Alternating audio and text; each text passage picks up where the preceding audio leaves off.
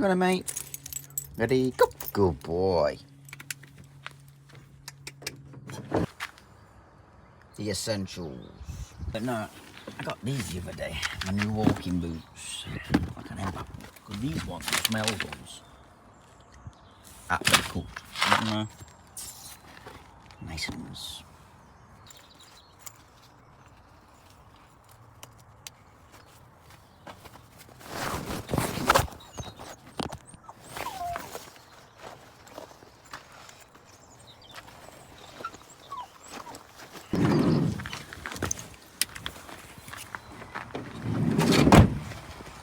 And we're off.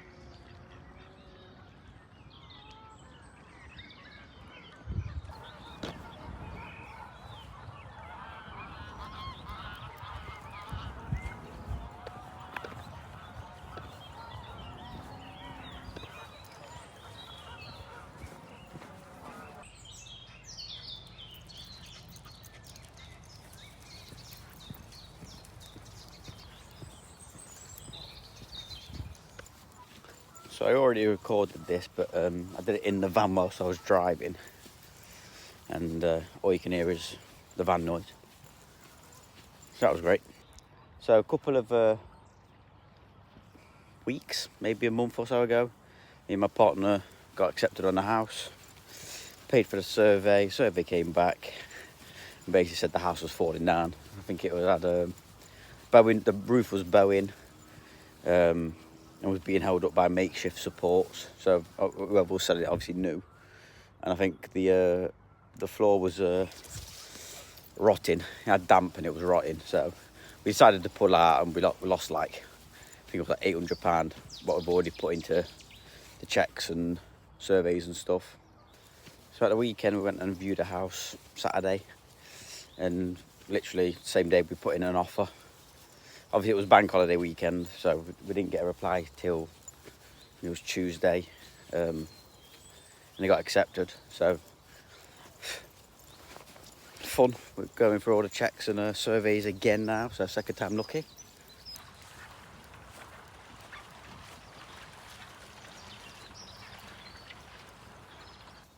But also more drama.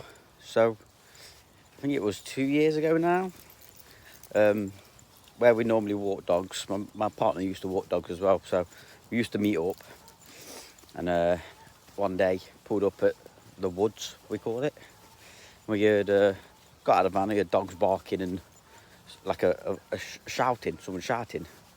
So just to be nosy, I've like, where it is, there's like a little bank, and then like when you get to the top of it, you can see it on the grass. So I've run up to the bank just to be nosy, and I've seen this guy just punch another person. So I've turned to my missus and goes, someone's just been hit. So I've ran over because the guy's standing over him looking like he's going to hit him again. So I ran over to defuse the situation, and the guy's got up off the floor. An old guy, I think it actually turns out he was 77. He got up, and right there, it was just pouring with blood, like dripping and dripping and dripping. So at this point, Rowan's ran over, my partner, and I've said, you might need to ring an ambulance for the old guy. Not really sure what to do, so I asked this guy his details. I took his name and address. Turns out he actually gave false information on that. But yeah, so tried to ring the ambulance, and because it wasn't a serious life-threatening matter, they said basically he has to go to the walking centre. So in no shape to drive. he's rang his daughter, and his daughter's come to take him, I'm guessing, to hospital, walking centre. In this time we're waiting for his daughter to arrive, the guy's walked back over and tried to apologise, but did it in a way like, I'm sorry, but if you call the police on me, I'll call the RSPCA on your dog because your dog attacked mine. So then he's gone. Luckily, my partner took his reg down because that's how they tracked him down, because he gave false information. So that's how they found him, basically. Turns out he fractured his eye socket and had to have 6 stitches. So basically that went to court. So bearing in mind this was 2 years ago, police knocked on my door about a week before court. So we went to court on Tuesday, so a week before this, knocked on the door and was asking if I was going to go. So I was like, the thing is, I'm self-employed. So if I don't work, I don't get paid. And don't get paid, you don't pay your bills. So I was umming and ahhing, like, I don't know if I could afford it. So they basically, in short term, said, if you don't turn up, they can basically, I forgot what the word is. It's not in American, it's subpoena, but I forgot what it's called in English terms. But basically, if you don't turn up, it's put on your head. Or summons, that was it. If they put a summons on you and you don't go, you can get arrested. So I was like, don't really want to get arrested for something silly like that. So decided to go Tuesday. And I can't lie, it's not a nice experience going to court. Because even though I wasn't there for myself, I felt kind of like a bad guy. So I was waiting outside the court in a line for about half hour. The guy that got punched was standing behind us. And the guy that punched him was at the back of the line. So that was a bit weird, being all together. But anyway, so we walked through the doors, went through the metal detectors, and was going up the stairs. And I had like an overshirt on, a thick overshirt, which I put my wallet in the inside, which I thought was a pocket. Turns out it had a hole in it. So I went upstairs, went to the toilet, came out, and there was a woman in like one of them long gown things. She was like, oh, are you a witness? So my head's on my wallet, and I'm like, sorry, I can't talk, I've lost my wallet. So I flew down the stairs, and luckily somebody found it and handed it in.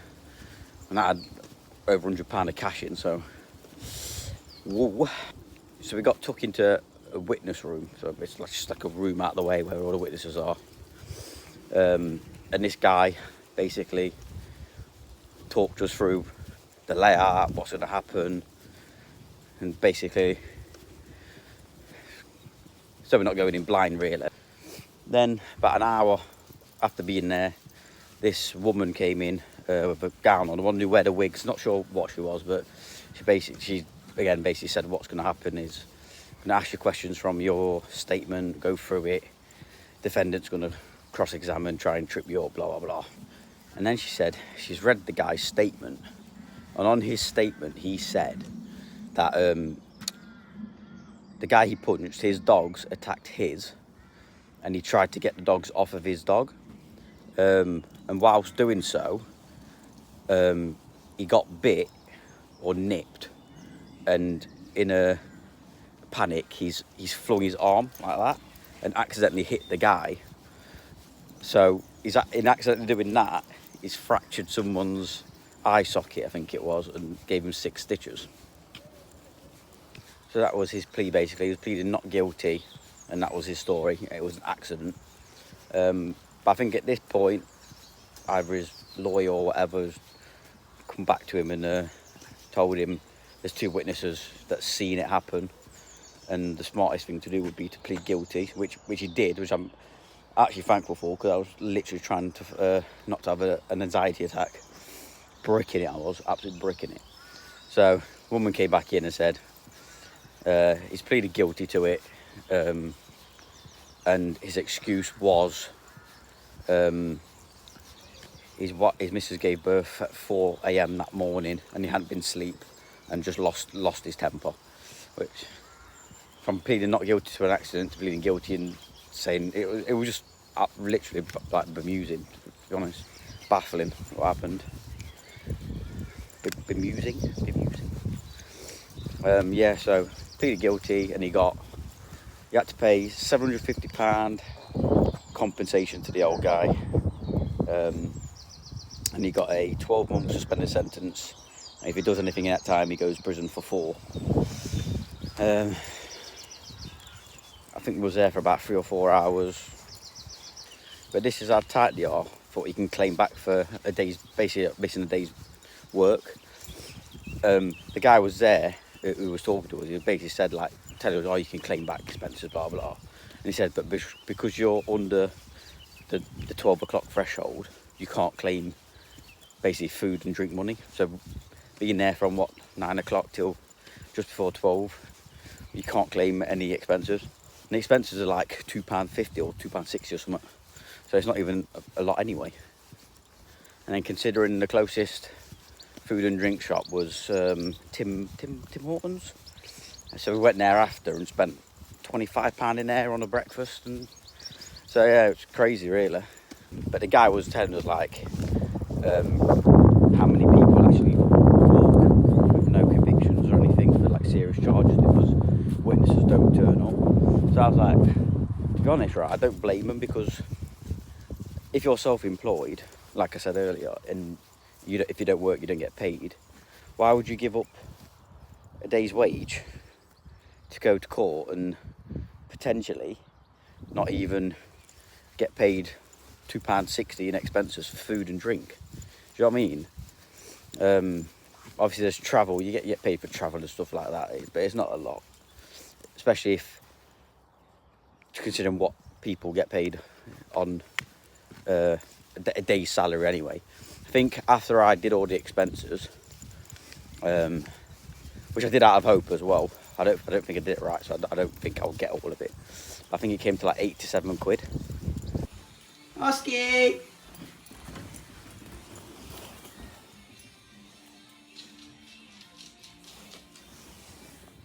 No, you got me! You got me! Go on then, let's go.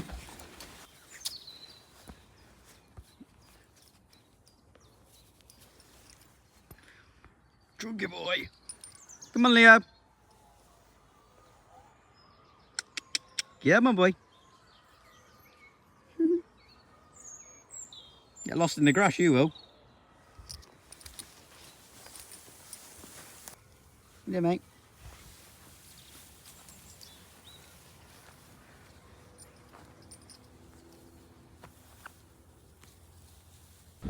So this is my mate Oscar. Look me. And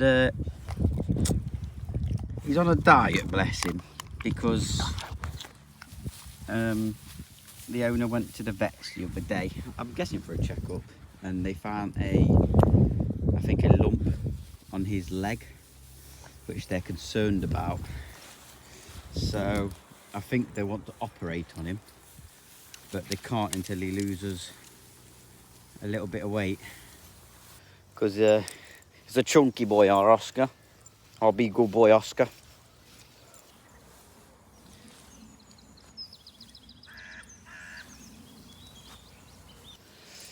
So there's 2 parts to these woods. There's the main bit, we call it, and this is the quiet side. So this normally you bring dogs that aren't too good with other dogs over this side. I mean, these lot aren't too bad. It's Ava, the German Shepherd. She's a bit strange with people and dogs. So just to avoid any stress, I just bring him here. It's normally quiet. But also, over there, can I zoom in? I don't know if you can see like a fence. There you go. They're like cages for the school that's across the road. And I'm guessing they use it in the summer for sports, like PE and stuff. You can get on there, which people have been using for dogs. So sometimes I do take them in there, just to let them off and Not have to worry about one of them running off or two other dogs running over.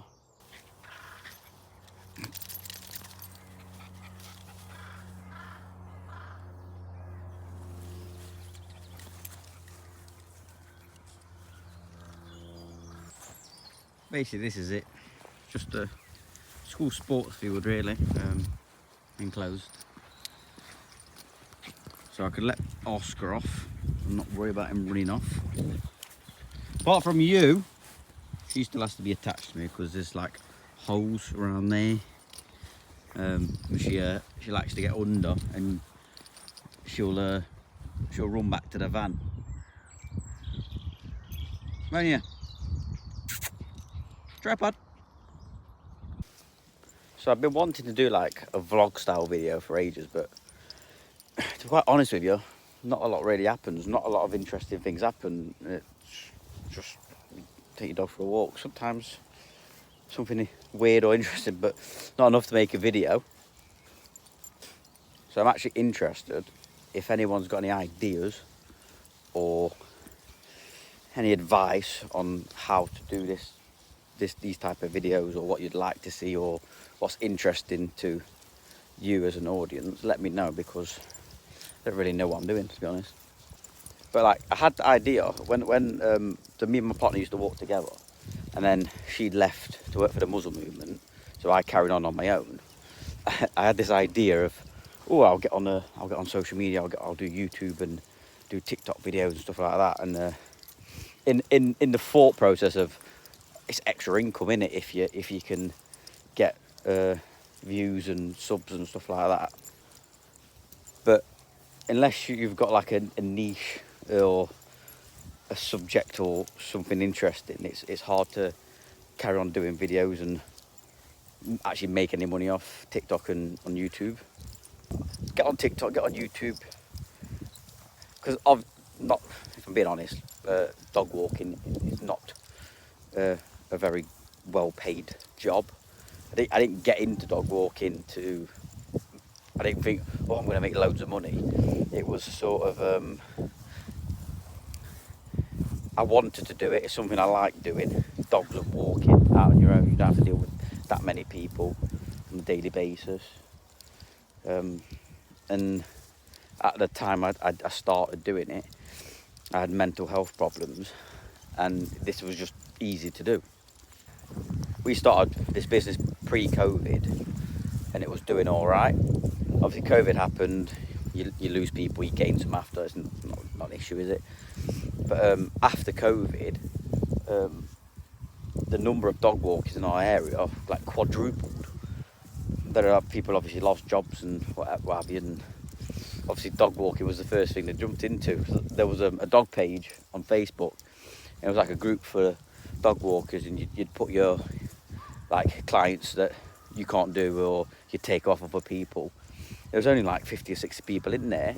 After COVID, it's into the thousands, and that's all you see. You never see people going, oh, can anybody walk this dog? I can't do it. All it is now is people just promoting their own business, like, I'm a new dog walker, I do dog walker. So, and at the moment, there's actually really no money in dog walking. It's basically minimum pay and basically surviving and paying bills at this point. Also, on Easter Sunday, me and my partner went for a hike. I think we did like 17k steps up at Stanage Edge, I believe. You know what? Yeah, it wasn't too bad. The weather was nice. The views were absolutely stunning.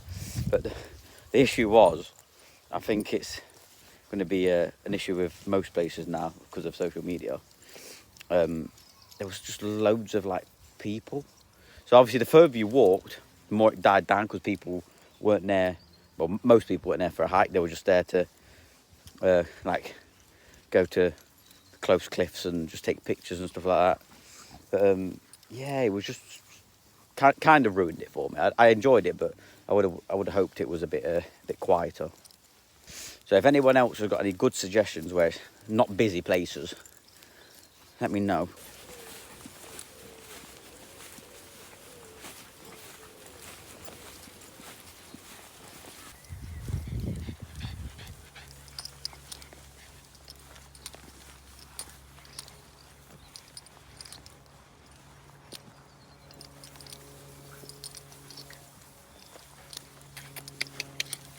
Reggie.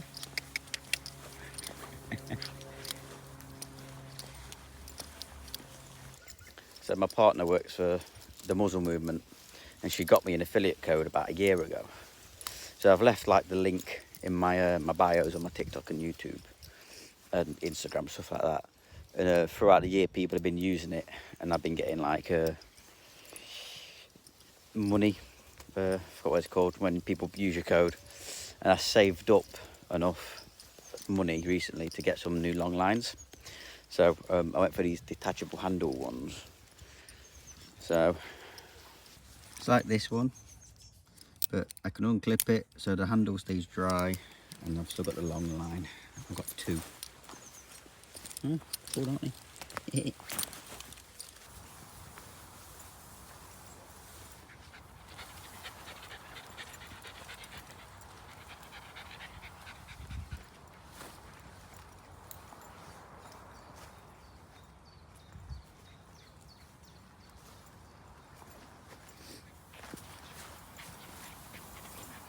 Little Reggie.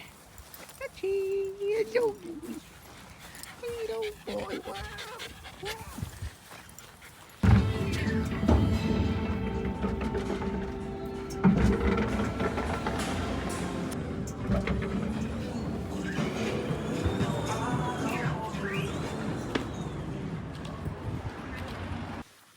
Out of the outside Crocs and into the indoor ones.